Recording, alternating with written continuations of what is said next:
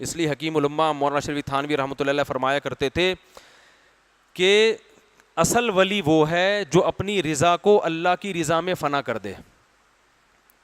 سمجھ رہے ہیں؟ جو مانگو وہ جو آپ کی چاہت ہے، لیکن جو ہو رہا ہے اس پہ راضی رہو. مانگو وہ جو آپ کی دل کی چاہت ہے. یہ نہیں مانگو کہ اللہ تو جو ہے نا جس طرح سے چاہتا ہے بس ویسا ہی کر دے. یہ عبدیت کے خلاف ہے. ہم بھکاری ہیں. بھکاری کبھی کسی کے پاس آ کے بولے سیٹھ صاحب سے کہ آپ کا دل چاہتا ہے تو پیسے دے دیں، نہیں چاہتا تو آپ نہ دیں، آپ کی مرضی ہے. وہ دے گا ہی نہیں، وہ سمجھے گا بہت بڑا سیٹھ ہے یار یہ تو، بلکہ وہ الٹا قرضہ مانگے گا آپ سے، یار 20 روپے مجھے دے دو بھائی تم. بھکاری اپنی حاجت شو کرتا ہے. بھکاری یہ بتاتا ہے کہ میرے ہوتا بھی ہے نا تو کہتے ہیں میرے پاس کچھ بھی نہیں ہے، مر رہا ہوں میں. اللہ چاہتے ہیں کہ میرے سامنے بھکاری بن کے بیٹھا کرو، سیٹھ بن کے، کہ اللہ ویسے تو ایسا مسئلہ ہے کہ کچھ ضرورت ہی نہیں ہے. ہاں شکر کے طور پہ تو یہ کہو کہ کچھ ضرورت نہیں ہے، لیکن یہ کہو کہ اللہ تو نے مجھے ہر نعمت دی ہے مگر میں کم بخت نالائق کمزور اتنا ہوں کہ جب تک مزید نعمتیں مجھے نہ ملے، مجھے یہ میری نالائقی ہے، مجھے اور چاہیے، تاکہ ناشکری بھی نہ ہو نا. اے اللہ تو نے مجھے بہت نوازا ہے، تیری نعمتوں کے سمندر میں ڈوبا ہوا ہوں، مگر ہوں بھکاری تیرے در کا، مستغنی نہیں ہوں، مجھے اور چاہیے، کیونکہ میں بڑا نالائق ہوں. میں تھوڑی سی بھی ٹینشن میں مجھ سے برداشت بولو نہیں ہوتی، ساری چاہتیں دے دے بس تو. حدیث میں آتا ہے اللہ سے یوں دعا نہ مانگو کہ اللہ اگر تو چاہتا ہے تو میری حاجت پوری کر دے، نہیں چاہتا تو رہنے دے. یہ نہیں مانگو، کیونکہ اللہ پہ زبردستی تو کوئی بھی نہیں کر سکتا. تو ہم نے تو بھکاری بن کے اللہ کو دکھانا ہے کہ اللہ میری تو کام تو نے کرنا ہے. ایوب علیہ السلام جب بیمار ہوئے نا تو ان پہ جب شفا ملی ہے تو سونے کی ٹڈیوں کی بارش ہوئی ہے، تو وہ فوراً جمع کرنے لگے کہ ایک بھی ٹڈی رہ نہ جائے، سونے کے نا اتنے وہ. تو اللہ نے کہا کہ اے ایوب تو پیغمبر ہے، میں تو تجھے اس سے مستغنی کیا، تجھے مال دیا، تو ایک بھی نہیں چھوڑ رہا. تو ایوب علیہ السلام نے کہا اللہ میں تیری رحمت سے مستغنی بولو نہیں، بہت دیا ہے لیکن اگر تو مزید دے رہا ہے تو اور چاہیے. یہ ایسا ہی ہے جیسے آپ کے کوئی بڑے ہوں اور وہ آپ کو ہدیے میں 5,000 گفٹ کریں. آپ کہیں یار میری تنخواہ 50,000 ہے، یہ 5,000 رکھو، مجھے ان ٹکڑوں کی ضرورت نہیں ہے. اس کو غصہ آئے گا نا. وہ تو بھائی 5,000 کیا 5 روپے بھی دے رہا ہے، آپ ایسے دونوں ہاتھوں سے لوگے، تمیز سے آنکھوں پہ لگاؤ گے، حضرت بہت نوازے، بڑی قیمتی چیز ہے، ایسے کہو گے نا. تو ایوب علیہ السلام پہ سونے کی ٹڈیوں کی بارش ہوئی، ایوب علیہ السلام نے ایک بھی نہیں چھوڑی. صحیح ہے نا، ایک بھی نہیں چھوڑی. موسیٰ علیہ السلام نے جب دونوں لڑکیوں کو پانی پلایا نا کنویں پہ، تو پانی پلانے سے تو نیت اللہ کی رضا تھی، کوئی مفاد بولو نہیں تھا. لیکن دل میں ایک بات پیدا ہوئی کہ بھئی میں مسافر ہوں، نہ میرے کھانے کا انتظام، نہ پینے کا انتظام، نہ کوئی ٹھکانہ، تو شاید یہ اپنے ابا کو جا کے کہیں کہ ایک بندے نے ہماری خدمت کی ہے، شاید وہ کچھ پیسے دے دے مجھے، شاید وہ کچھ کھانا وانا کھلا دیں. تو ان سے تو نہیں کہا، مخلوق کے سامنے ہاتھ نہیں پھیلایا، کیونکہ پھر یہ خدمت نہیں ہوئی نا، یہ تو مفاد ہو گئے.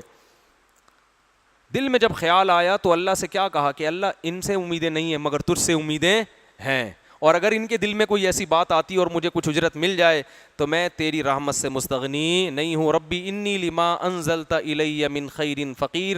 درخت کے نیچے کھڑے ہو کر دعا مانگ رہے ہیں، اللہ اگر تو نے میرے ساتھ کسی بھلائی کا ارادہ کیا ہے تو یہ آپشن ضائع نہ ہونے دینا، کر لے وہ بھلائی، میں فقیر ہوں، محتاج ہوں. یہ نہیں کہہ رہے کہ اللہ میں نے تو ان کو پلایا پانی تیری رضا کے لیے، اب ایسا نہ ہو کہ ان کے دل میں پیسے ویسے دینے کی بات آ جائے اور یہ مجھے گھر لے جائیں اور ٹھکانہ مل جائے. یہ میں تو ایسے ہی زندگی گزاروں گا ننگے پاؤں اور تھکا ہوا، اور ایسے ہی میں عادی ان چیزوں کا. تو مجھے اور آزما، میں دیکھ میں ابھی مزید بھوکا رہ کے دکھاؤں گا، 6 دن اور بھوکا رہ کے دکھاؤں گا تیرے لیے.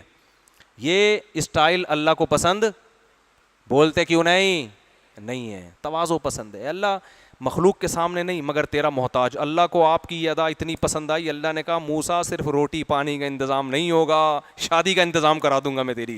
صحیح ہے نا، کیونکہ اجنبی آدمی کو بیوی بھی تو چاہیے نا ایسے علاقے میں. اللہ نے ایسے خاندانی جگہوں پہ حضرت موسیٰ کی شادی کرا دی اور پوری پراپر جاب کا انتظام ہو گیا، بکریاں چراؤ یہیں کھانا پینا آپ کا.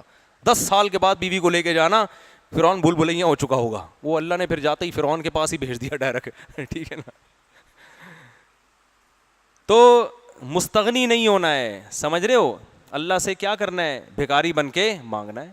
تو اللہ تیری نعمتیں بہت ہیں مگر اور چاہیے. تو کیا بات چل رہی تھی؟ ہاں لیکن جو مقدر میں ہو اس پہ راضی رہنا ہے. مل جائیں نعمتیں ٹھیک ہے, نہیں ملیں بھائی اللہ کی یہی مرضی ہے. تو اللہ کی یہ چاہت ہے, اللہ کی یہ خواہش ہے کہ میرے در کے بھکاری بن کے. دیکھو جلدی افطار کا حکم کیوں ہے ہمیں پتہ ہے؟ اللہ کی خاطر ہم بھوکے پیاسے رہتے ہیں. غروب آفتاب کے بعد اللہ کی طرف سے اب بھوکا پیاسا رہنے کا حکم نہیں ہے. اب افطار میں جلدی کا حکم کیوں ہے؟ اب فنٹر مت بنو کہ اللہ تو نے حکم دیا تھا 14 گھنٹے کے روزے کا, تو کیا سمجھتا ہے ایسے 14؟ میں تو 18 کا رکھ کے دکھاؤں گا. سورج غروب ہو گیا, سائرن بج رہا ہے, اب میں 4 گھنٹے اور بھوکا رہوں گا.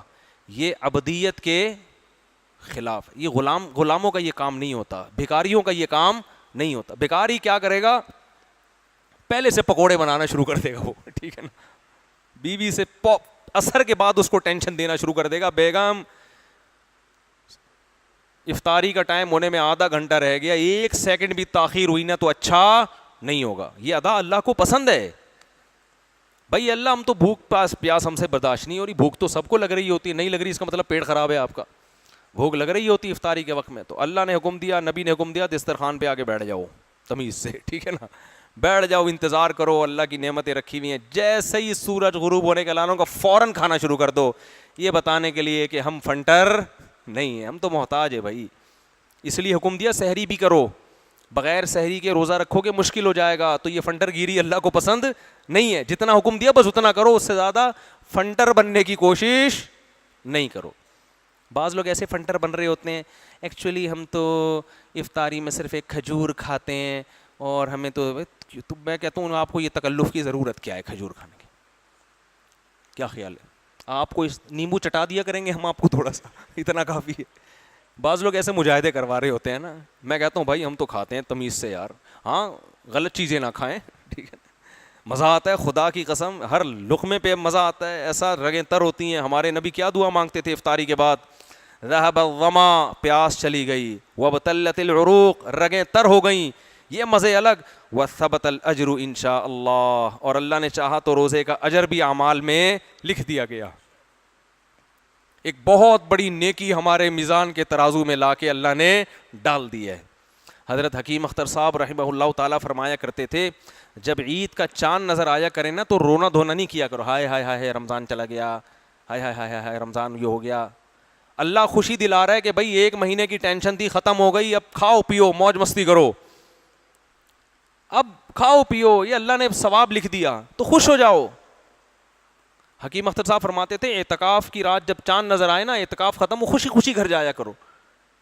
بہت فنٹر بن رہے ہوتے ہیں. ایک صاحب مجھے کہنے لگے 1 روزہ کھا گئے وہ, میں نے کہا رکھ لے تو بھائی 1 روزہ اگر کھا گئے تو کل رکھ لے دوبارہ, تجھے کس نے منع کیا؟ عید کے بعد 1 رکھ لینا, نہ رکھ رہا ہے بس ایسی ہی بات. تو چاند نظر آئے بھائی خوشی. ہاں ایک رمضان سے ایک محبت ہو جاتی ہے, اس کی وجہ سے اگر لاشعوری طور پہ رونا آ رہا ہے وہ تو اچھی بات ہے, وہ تو ایمان کی علامت.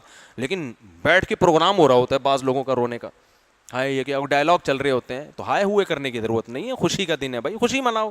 جب اللہ نے کہا روزہ رکھو, دیکھو کیسی تراویح شارٹ ہوتی ہے نا. اگر چاند کا اعلان نہیں ہوا اور 10 رکعت تراویح پڑھ چکے تھے آپ, 12 رکعت پڑھ چکے تھے, جیسے ہی اعلان ہوا 13ویں رکعت کی امام کو اجازت نہیں ہے کہ بھائی جو مجاہدہ تھا اللہ کی طرف سے کیا ہو گیا, ختم. ہمارے والد صاحب بتاتے تھے ایوب خان کے دور میں, یہ ہلال کمیٹی نہیں تھی نا صدر ایوب خان کے دور میں, تو چاند کا بڑے گھبلے ہوتے تھے. ایک دن عید کے دن اعلان ہوا ہے کہ آج عید ہے, یعنی 30واں روزہ رکھا ہوا تھا, 11 بجے اعلان ہوا کہ چاند نظر آ گیا تھا رات, تو سب نے فوراً 11 بجے روزہ توڑا ہے. کیوں توڑا بھائی؟ علماء نے کہا روزہ رکھنا کیا ہے, حرام. کیوں توڑا؟ اس لیے کہ آج اگر روزہ رکھا تو اللہ نے تو روزے ختم کر دیا, آپ اللہ سے آگے نکلنے کی کوشش کر رہے ہو. اسی وجہ سے عید کا روزہ کیا ہے, حرام ہے. اور ہمارے نبی عید کے دن عید الفطر میں صبح کھا کے آیا کرتے تھے, حالانکہ آپ ناشتہ نہیں کرتے, لیکن عید کے دن پہلے کھاتے تھے, یہ بتانے کے لیے کہ آج ہمارا روزہ نہیں ہے, ہم پہلے کھائیں گے.